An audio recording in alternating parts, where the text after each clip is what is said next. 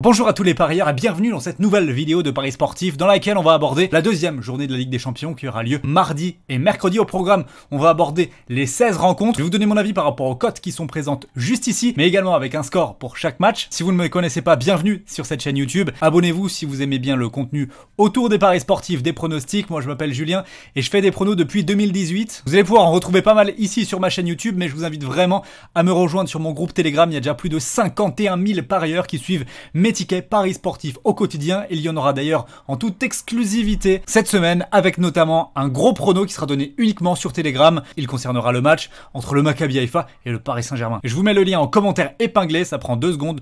Vous allez vous abonner, c'est totalement gratuit. Allez, commençons demain à 18h45. Victoria Pilsen contre l'Inter Milan. Deux équipes qui ont perdu leur premier match, soyons honnêtes. La cote de 1,42 pour l'Inter, elle donne envie, mais j'ai jamais confiance en l'Inter Milan en Ligue des Champions, du moins sur les années récentes. Je les vois s'imposer, mais honnêtement, si ça se termine avec un nul 0-0, voire même victoire de Pilsen, je serais pas plus surpris que ça. En termes de score, je veux dire 1-0, mais pour vos pronos, je vous conseille les under, moins de 2,5, moins de 3,5 buts. Sporting Tottenham, ça concerne le groupe de l'Olympique de Marseille. Deux équipes qui ont gagné leur premier match sans concéder le moindre but. Ici, je vais opter pour une surprise des locaux. Victoire du Sporting, c'est coté à 3,60. Très belle cote. Tottenham, Ligue des Champions, c'est un peu comme l'Inter. Je trouve que toujours compliqué de voir de la fiabilité dans ces équipes-là.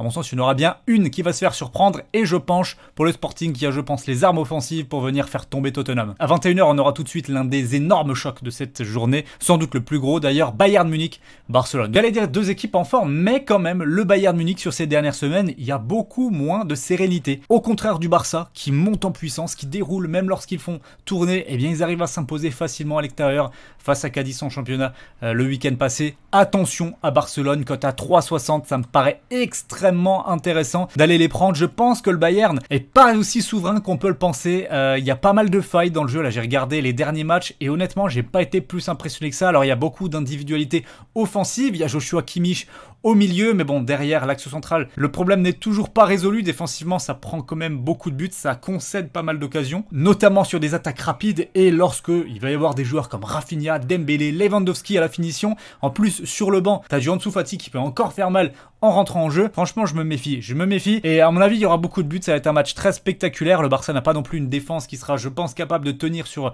les offensives munichoises à domicile. Ça va être la folie. Alors élevé, je pense, les over 2,5 voire 3,5 sont intéressants.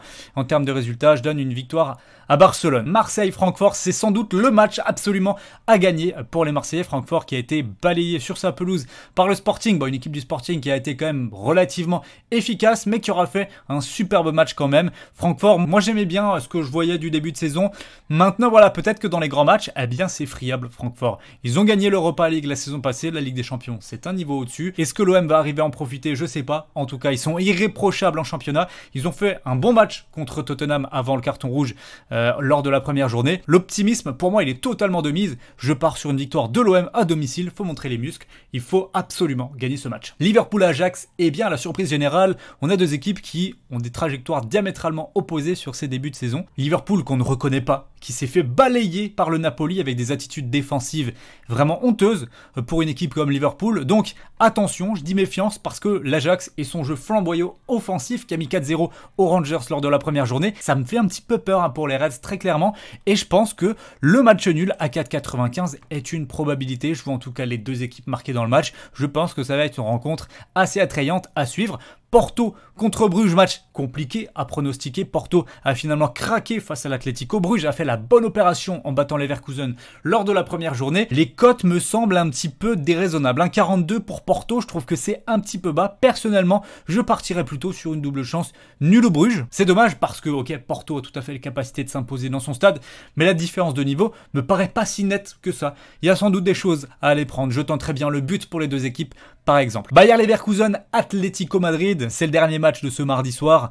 Avantage, je pense, à l'Atlético. Le Bayer est dans une méforme totale. Ça me paraît très compliqué pour moi de les voir gagner. En plus, l'Atlético tranquillement à l'extérieur, ça va pouvoir jouer le contre. Je pense que l'Atlético ne perdra pas. Le nul reste quand même une probabilité. Je vous conseillerais de sécuriser Atlético Madrid en double chance. On passe au match de mercredi et directement 18h45, le Milan qui affronte Zagreb. Milan qui a pris un point de son déplacement à Salzbourg alors que le Dynamo Zagreb a battu à la surprise générale Chelsea 1-0 à domicile.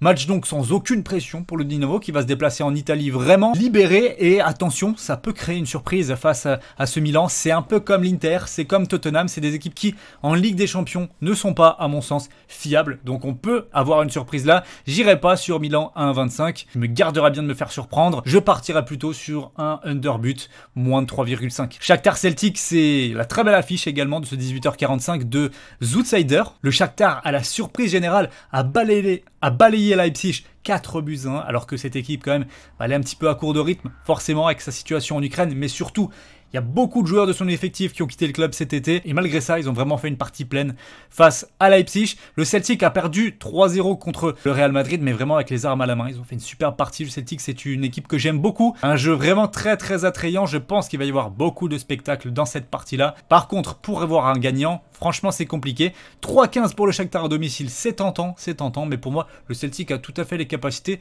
d'aller chercher une victoire à l'extérieur. Maccabi Haïfa, Paris Saint-Germain. Il s'agit ici pour le PSG de faire un 6/6 après sa victoire contre la Juventus 2-1, une victoire quand même au forceps, alors qu'on a longtemps pensé dans la rencontre que Paris était largement au-dessus. Ils se sont fait peur quand même en fin de match. Le Maccabi a rivalisé pendant la première période avec le Benfica. C'était serré, mais au final, la deuxième partie de la rencontre a été largement à l'avantage de Benfica qui s'est imposé sans forcer au final 2-0. Je vois pas le Maccabi en capacité de rivaliser avec le Paris Saint-Germain. Et évidemment, vous allez me dire, même si le Maccabi en championnat, c'est quand même une équipe qui performe très très bien. Je pense pas que Paris ira mettre 4-0 à l'extérieur, d'autant plus que Galtier fait très peu tourner en championnat. Ça me plaît moyennement quand même. Donc j'irai sur un under, moins de 3,5, moins de 4,5. Real Madrid-Leipzig, ici j'envisage peut-être une surprise.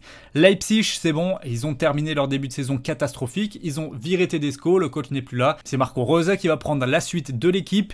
Et ça a commencé fort avec une victoire 3-0 à domicile contre Dortmund. Donc attention au réveil de Leipzig qui a perdu 4-1 contre le Shakhtar, j'en parlais à domicile. Ils ont des points à rattraper. Ils vont venir le couteau entre les dents. Je pense pas que ça va être une balade de plaisir pour le Real qui n'a pas Militao, qui n'a pas Benzema. Alors certes, le duo Rodrigo-Vinicius a fait des malheurs le week-end passé, mais va falloir répéter les efforts tous les 3 jours et ça peut commencer à tirer pour des joueurs comme Vinicius qui enchaînent énormément. Je pense que le Real Madrid peut se faire surprendre. Je rappellerai jamais assez que Tiraspol est venu s'imposer au Bernabéu il n'y a pas si longtemps que ça, sachant que le Real a déjà pris 3 points lors du premier match.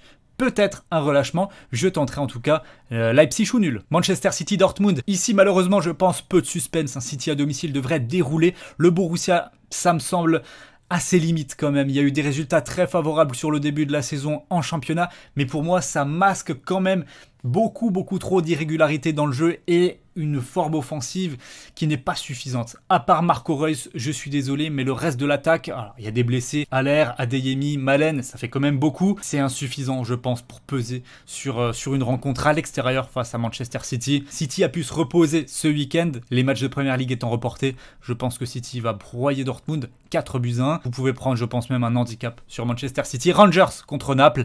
Là, je pars sur un match nul. Je pense que les Rangers vont faire vivre une vie difficile au Napoli qui a donc explosé Liverpool sur la première partie. Ça ne veut pas dire qu'ils vont recommencer à l'extérieur. Au contraire, attention à la décompression après ce genre d'exploit dans une compétition. Les Rangers vont être piqués au vif. Eux, c'est l'inverse. Ils se sont fait marcher dessus littéralement par l'Ajax lors du pré-match à l'extérieur. Mais à domicile, attention, c'est une toute autre équipe. Ils sont capables de faire un résultat. Le nul est intéressant et même pourquoi pas une victoire des Rangers. Chelsea-Salzbourg, là, il s'agira pour Chelsea de relever la tête. Tourelle a été limogé. Faut se remettre d'un début de saison qui n'a pas été flamboyant, d'accord, mais qui n'était pas catastrophique. C'est Graham Potters, le coach de Brighton, qui s'assoit sur le banc. Va-t-il pouvoir mobiliser directement son effectif pour battre Salzbourg à domicile? Je le pense, très honnêtement. Salzbourg, ok, ils ont fait match nul un partout contre le Milan, mais je pense pas que ce soit le Salzbourg d'il y a quelques saisons non plus, même peut-être pas le Salzbourg de la saison dernière. Je pense que Chelsea va s'imposer par au moins 2 buts d'écart dans ce match-là, je dirais 2-0, 3-1. Juventus-Benfica, ici ça fait partie de l'une de mes surprises également, puisque je ne vois pas la Juventus s'imposer à domicile contre une équipe de Benfica qui pour moi a tout pour être un petit peu l'Ajax d'il y a quelques saisons et de sa fameuse épopée jusqu'en demi-finale. Benfica, c'est un niveau de jeu extrêmement élevé. Ils ont gagné tous leurs matchs depuis le début de la saison, championnat, barrage de Ligue des Champions, avec une facilité déconcertante. Cette équipe, elle a de la qualité partout, elle est extrêmement bien équilibrée. Je m'en méfie énormément, et notamment contre le Paris Saint-Germain, qui vont affronter en octobre. Mais je pense vraiment que la Juventus, qui réalise un début de saison très compliqué encore du point de vue du jeu, Allegri ne convainc pas et pourrait même sauter. Je pense vraiment que Benfica a un gros coup à jouer. Benfica au nul, c'est 1,66. Benfica gagne, c'est 3,25. Le nul est possible, je vous conseille vraiment la double chance. Et on termine par Copenhague contre Séville. Deux équipes pas en forme. Je pense quand même que Séville a l'avantage, logiquement. 91% des parieurs ont misé sur les Espagnols à l'extérieur. Leur cote à 2,10 me semble quand même intéressante. Copenhague m'a vraiment pas fait de bonne impression du tout face à Dortmund. Alors certes, c'était à l'extérieur. Peut-être qu'à domicile, ils auront plus d'opportunités. Mais pour moi, ça reste quand même en dessous du niveau de Séville. Je vois les Espagnols s'imposer. Voici donc la fin de cette vidéo sur les 16 pronostics Ligue des Champions de cette semaine. N'oubliez pas de me rejoindre sur mon groupe Telegram pour avoir mes paris sportifs exclusifs. Merci à tous d'avoir visionné la vidéo. Et on se retrouve très vite sur YouTube et Telegram pour du nouveau contenu. Prenez soin de vous et bonne semaine. Ciao.